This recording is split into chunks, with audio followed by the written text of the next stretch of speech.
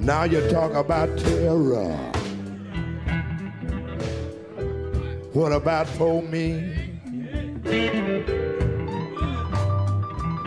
I've been terrorized all my day. Hammer all my day.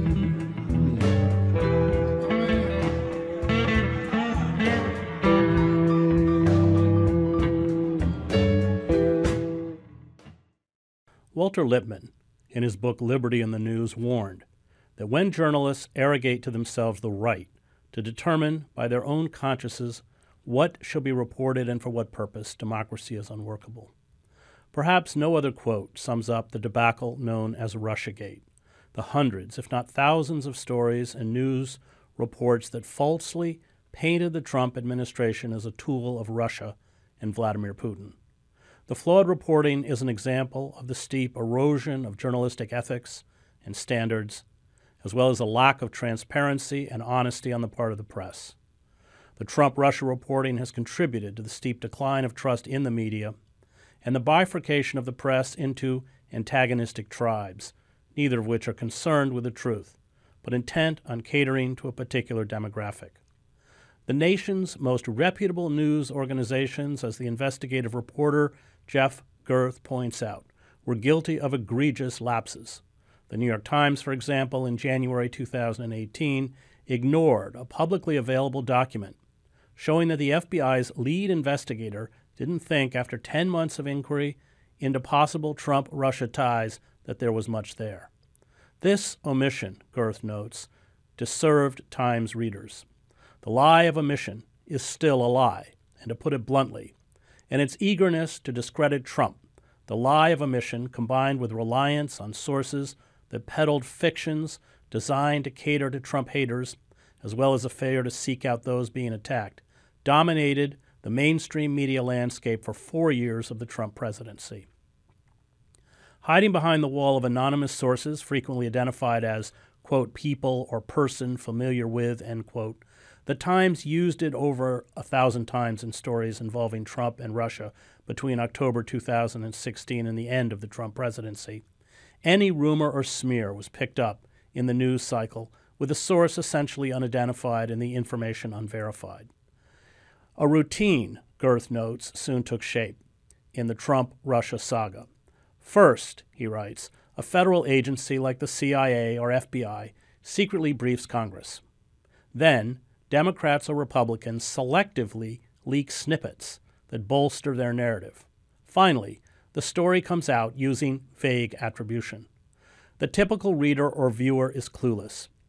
This erosion has seen trust in the press plummet, with 86% of Americans saying they find press reports biased. The U.S. media has the lowest credibility, 26%, among 46 nations, according to the Reuters Institute for the Study of Journalism.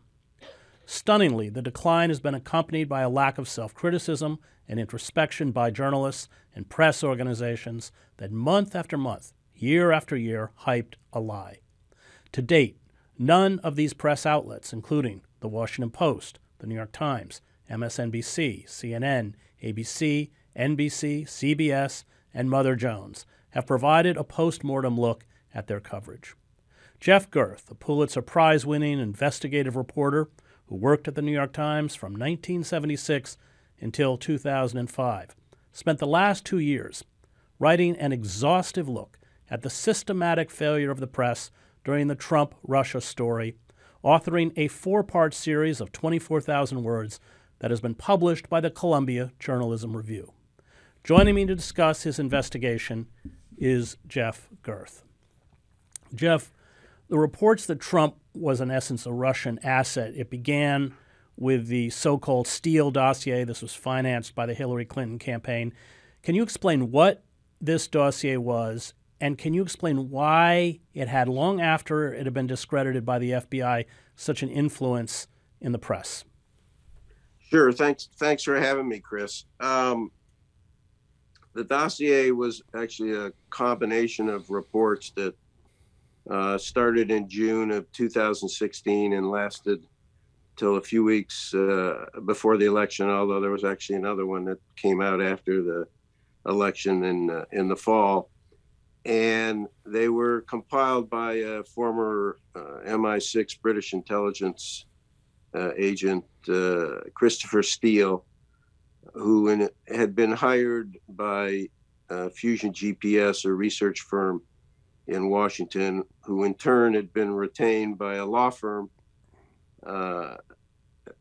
It was Perkins and Coie. Mark Elias was the lead lawyer, and he in turn had two clients, the Clinton campaign and the DNC, who were paying for this. And as you see by my description, it had a series of layers, so that the connection between the ultimate work and the ultimate people who were paying for it was diffuse.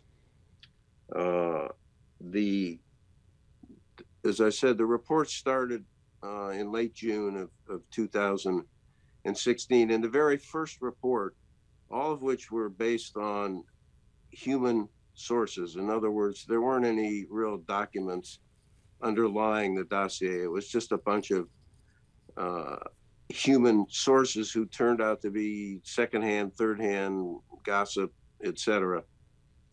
And the dossier became known to reporters in Washington during the campaign, mostly by the summer, and then more aggressively by September of 2016. The very first dossier report in June alleged that there had been a conspiracy dating back 5 years between Donald Trump and the Kremlin. It just said it flatly. And it turned out ultimately that the supposed source of that was non-existent and it had been fabricated. But that was the ultimate, sort of penultimate allegation, that there was a long-running conspiracy between Trump and the Kremlin. Now, I should say that the way that the press handled the dossier was schizophrenic.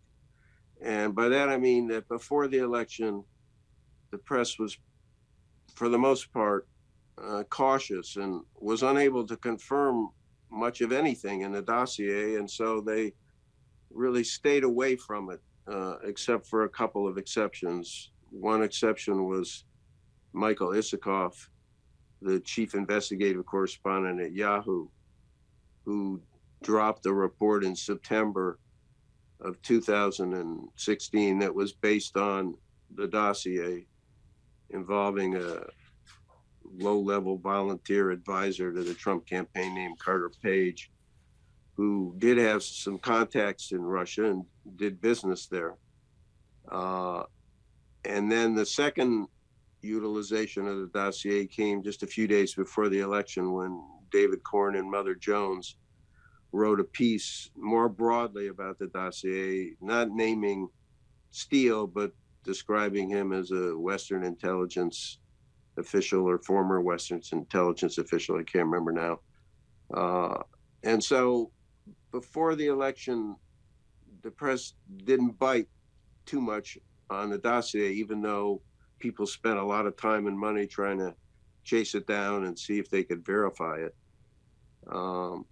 And I think one of the reasons for the reticence was that the press wasn't taking Trump seriously. As we know, most of the media, as well as most of the country, didn't think he was going to win. So I think that was a strong factor in why people didn't really push it as much as they did after the election. Once Trump was elected, and even before he took office, the dossier then propelled itself front and center into the public conscious and dialogue, starting with the briefing of President-elect Trump on January 6, 2017, at his Trump Tower in New York, where James Comey took him aside and disclosed the existence of the dossier and the most salacious allegation in it. And within a couple of days, the fact of the briefing came out in CNN, and within hours after that, BuzzFeed published the copy of the dossier it had in total, all of it, and posted it on the internet. So once that happened, the dossier then was front and center in the debate and in the consciousness. And to be honest with you, it is the only document I'm aware of that actually states that Trump conspired with the Kremlin.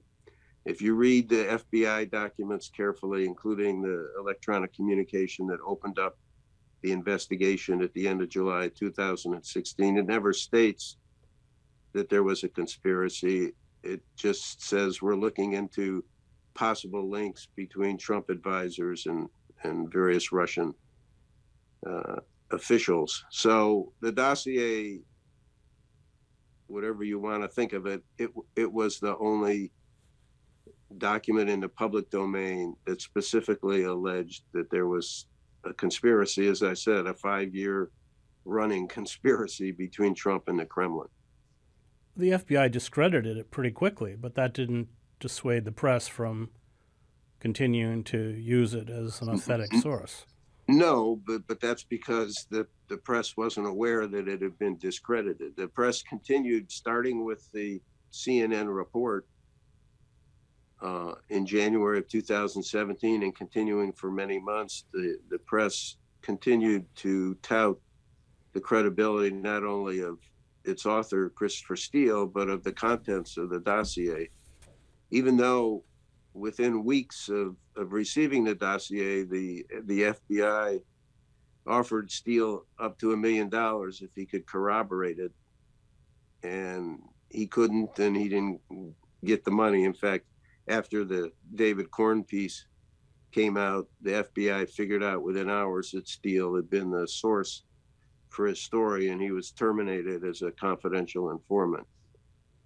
You note in the article, ironically, that it was Hillary Clinton, not Trump, who began her campaign facing scrutiny over ties with Russia, and this included a lucrative speech in Moscow by Bill Clinton and Russia-related donations to the Clinton Family Foundation, as well as Russia-friendly initiatives by the Obama administration when she was Secretary of State. In retrospect, I'm wondering if there were greater known ties between Clinton and Moscow than Trump and Moscow. Well, that's a hard question to quantify with an answer. That there were ties in both camps, if you will. You've stated some of the ties in the Clinton camp. On the Trump side, Trump had done a Miss Universe pageant there, and I think it was 2013. Had made some money, had always wanted but never succeeded in getting some sort of property or hotel or something in Moscow. Clearly, some of his condominiums and properties in the United States were, purchased by Russian oligarchs or people tied to Russia, though they also buy condominiums from almost anybody. Because it's a good way to, launder money and not be subject to a lot of scrutiny. So I think it's hard to kind of add up the total on each side and say who had more and who had less. But I think the point of what I wrote about the Clinton thing was that when she announced that she was running for office, actually just around the time that Trump did, there was an internal poll done by her campaign, and they found that the most negative thing in voters' minds was her own Russian ties, mostly stemming from the fact that the Times a couple of weeks earlier had done a collaboration with Peter Schweitzer, who's a conservative author who did a book about the Clinton empire, if you will, and some of the ties to Russia, which you just mentioned. So it's ironic that when Trump declared and Hillary declared, she was the one in the public eye who had the Russia sort of image hanging over her, And in fact, again, as I point out in the article, in Trump's speech, which was his usual rambling speech when he announced his presidency, he actually mentioned Russia a couple times in a speech in a very aggressive way about how they were a threat and a problem, and that we needed more nuclear weapons to deal with Putin.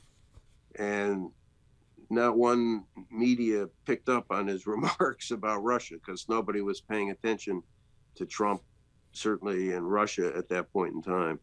I want to talk about Fusion GPS. It played a very outsized role in peddling these fictions about Trump and Russia. What was it, and how did it work? Well, as I mentioned earlier, it's a research investigative firm based in Washington.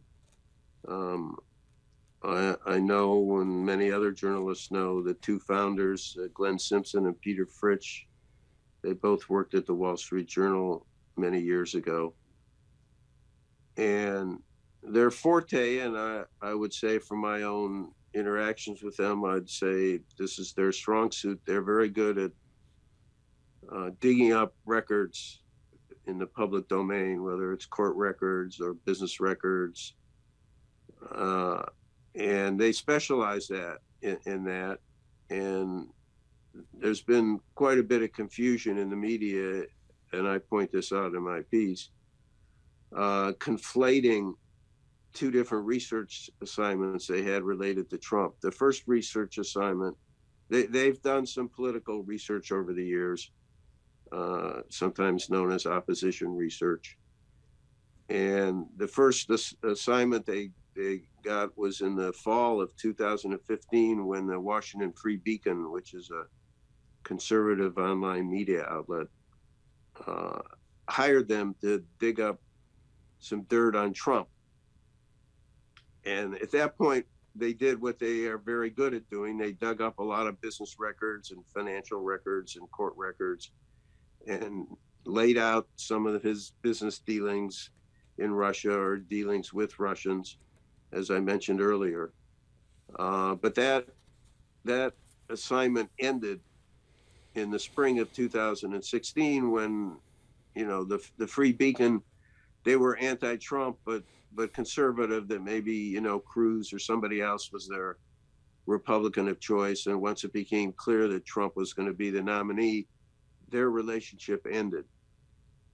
And it was a few weeks later that the Fusion's relationship with Mark Elias and the funding from the DNC and the Hillary campaign was created. And that in turn led Simpson to travel to London, I believe it was in late May of 2016, to meet Steele at Heathrow Airport, where they had lunch and created the relationship and the arrangement that led to the dossier. And as I point out in my piece, the assignment for Fusion at that point changed.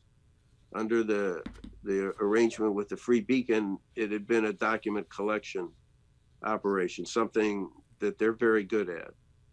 But then with the retention of Steele, it became a human intelligence gathering operation.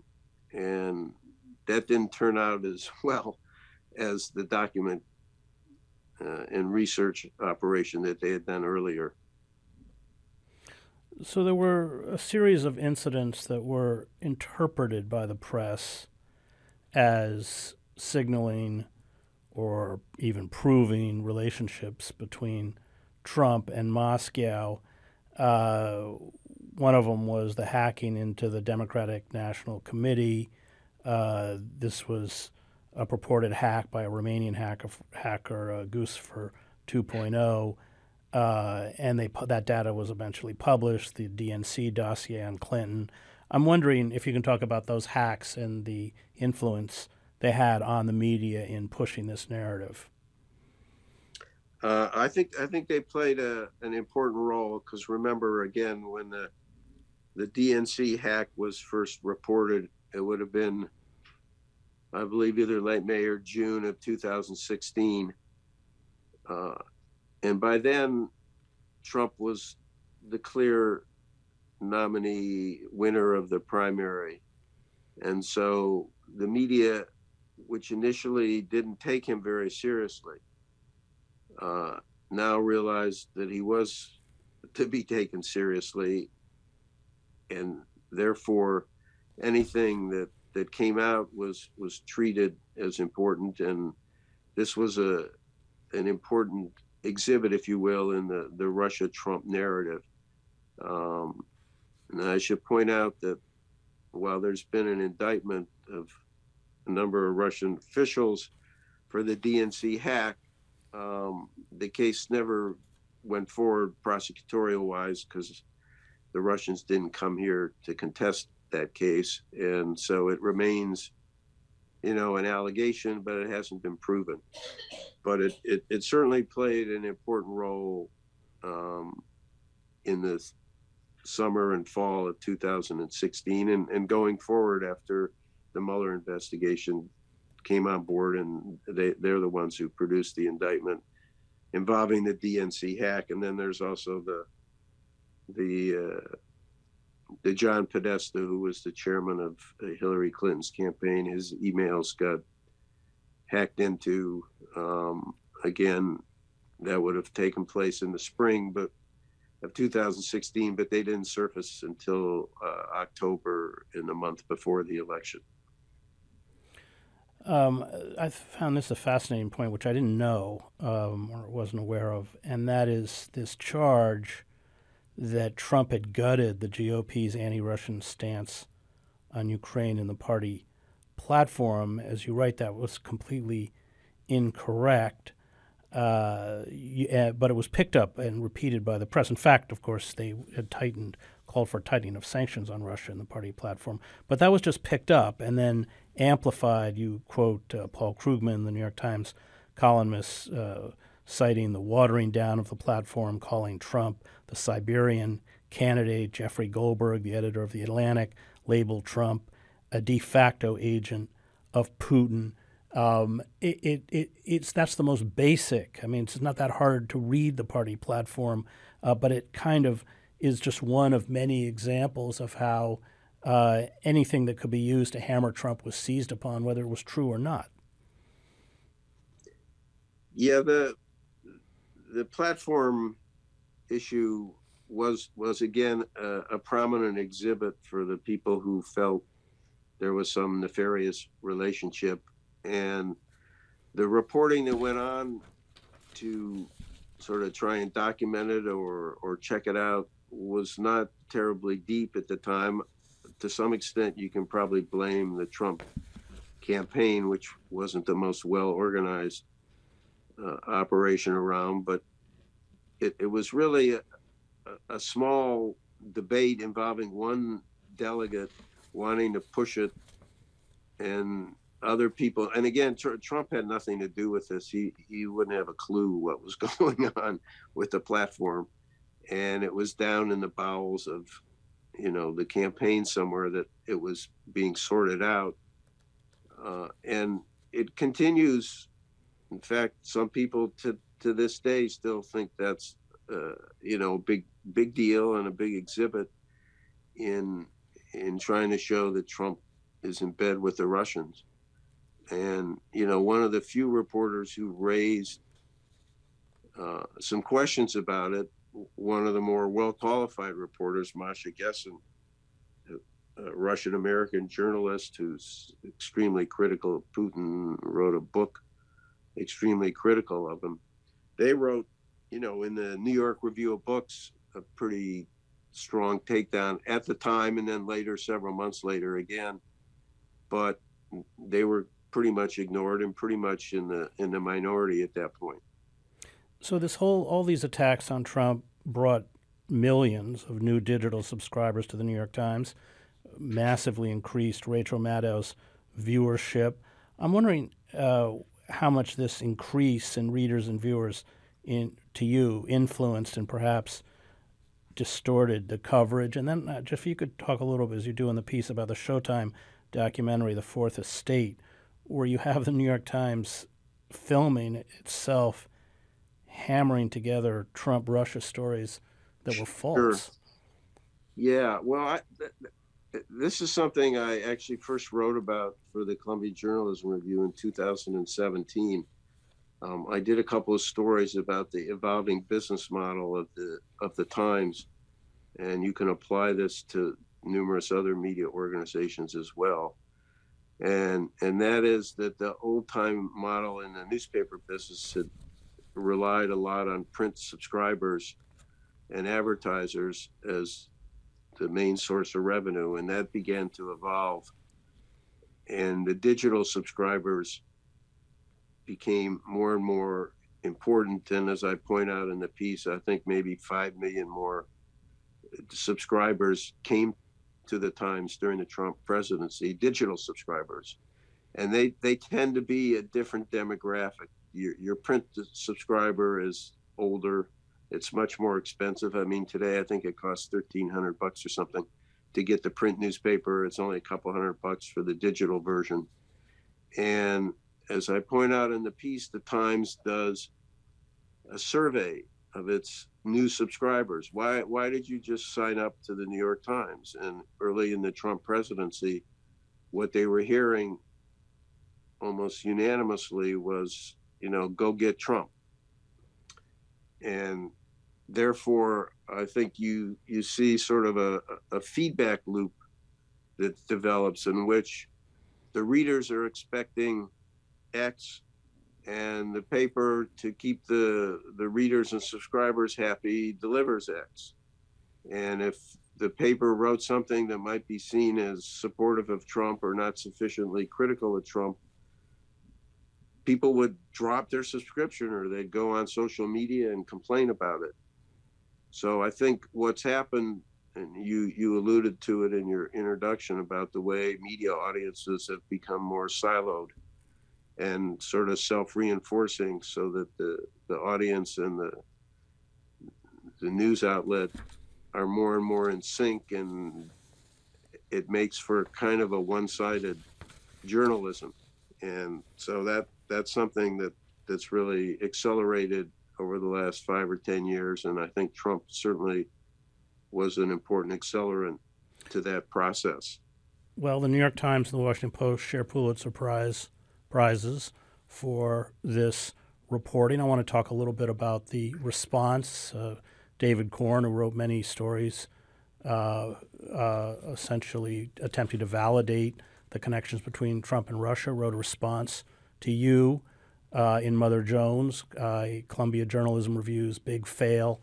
He writes, he insists, this is a quote, Vladimir Putin attacked the 2016 election in part to help Trump win, and Trump and his aides aided and abetted this assault on American democracy by denying such an attack was happening. Trump provided cover for a foreign adversary subverting a U.S. election. I'm stunned. I mean, what frightens me is it's frightening enough that for the entire Trump presidency they perpetuated this fiction. But what's even more frightening is that there's no serious self-criticism or self-examination. And this quote from David Korn, I think, shows it. Well, I'd like to actually take that quote and show what I think the problem is. To be quite frank, it's a form of McCarthyism. And if you take the logic that's inherent in the quote, you would then have to say that the career CIA analysts who themselves questioned the assessment that came out in 2017 that Putin had wanted to help Trump get elected, they dissented and disagreed with that, which Trump ultimately did as well.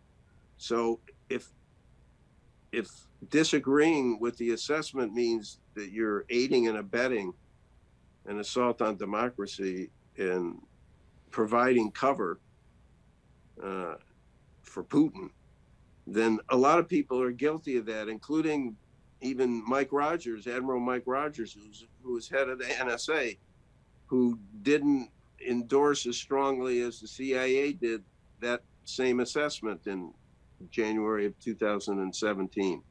So if you don't take the strongest view against Putin and raise questions about it, you're assumed of being in bed with Putin.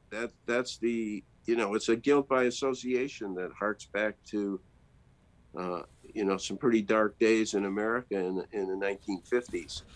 So I think, I'm not going to say much more about it, but I also will point out that when the intelligence community assessment came out in the first week of January 2017, and Trump was first asked about it at a press conference, he didn't deny it.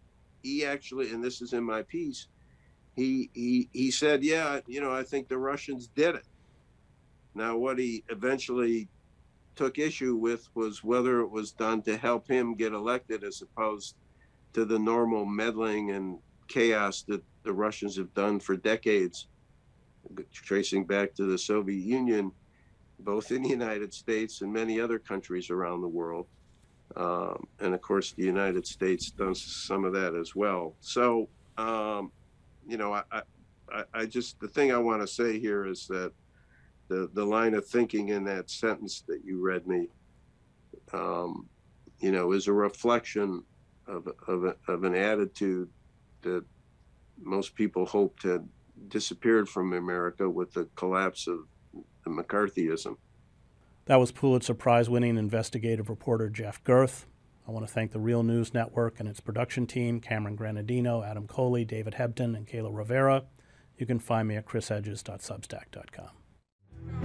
Now you talk about terror. What about for me? I've been terrorized all my days. Thank you so much for watching the Real News Network, where we lift up the voices, stories, and struggles that you care about most. And we need your help to keep doing this work, so please tap your screen now, subscribe, and donate to the Real News Network. Solidarity forever.